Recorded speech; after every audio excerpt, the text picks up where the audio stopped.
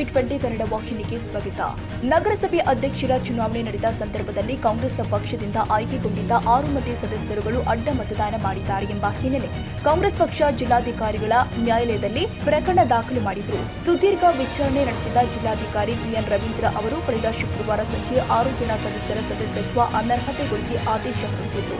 ಇದಾದ ನಂತರ ಅನರ್ಹಗೊಂಡ 6 ನಗರಸಭಾ ಸದಸ್ಯರುಗಳು ರಾಜ್ಯ ಉಚ್ಚ ನ್ಯಾಯಾಲಯದಲ್ಲಿ ತಮ್ಮ ಅನರ್ಹತೆ ತಮಗೆ ನ್ಯಾಯ ಸಿಕ್ಕಿಲ್ಲ ಎಂದು ಅಹವಾಲು ತೋಡಿಕೊಂಡಿದ್ದರ ಹಿನ್ನೆಲೆ ರಾಜ್ಯ ಉಚ್ಚ ನ್ಯಾಯಾಲಯ ಗುರುವಾರ 7 ದಿನಗಳ ಕಾಲ ಅವರ ಅನರ್ಹತೆಯ ಆದೇಶಕ್ಕೆ ತಡೆ ನೀಡಿದ್ದಾರೆ.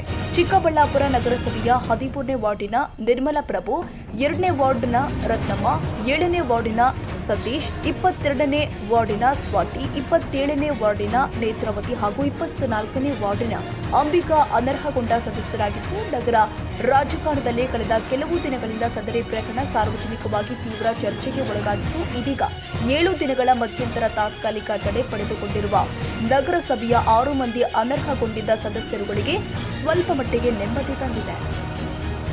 ಕನ್ನಡಿಗರ ಮೆಚ್ಚಿನ ನಿಮ್ಮ ಟಿವಿ20 ಕನ್ನಡ ವಾಹಿನಿ ಇದೀಗ ಟಿವಿಯಲ್ಲಿ ಲಭ್ಯ.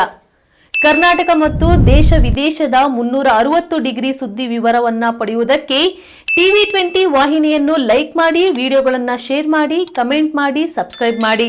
HCN ಕೇಬಲ್ 842 ನಂಬರ್ನಲ್ಲಿ ಹುಕ್ಕೇರಿ ತಾಲೂಕು ಹಾಗೂ ಸಂಕೇಶ್ವರದ ಸುತ್ತಮುತ್ತಲಿನ ಹಳ್ಳಿಗಳಲ್ಲಿ ಲಭ್ಯ. PCN ಕೇಬಲ್ 129 ನಂಬರ್ನಲ್ಲಿ ಹಾರುಗೆರೆ ಸುತ್ತಮುತ್ತಲಿನ ಹಳ್ಳಿಗಳಲ್ಲಿ ಲಭ್ಯ.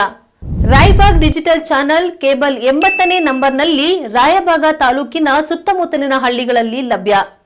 UDCN ಕೇಬಲ್ ನೆಟ್ವರ್ಕ್ ಉಗಾರ ಸುತ್ತಮುತ್ತಲಿನ ಹಳ್ಳಿಗಳಲ್ಲಿ ನಿಮ್ಮ ಟಿವಿ20 ಕನ್ನಡ ವಾಹಿನಿಯೂ ಲಭ್ಯ.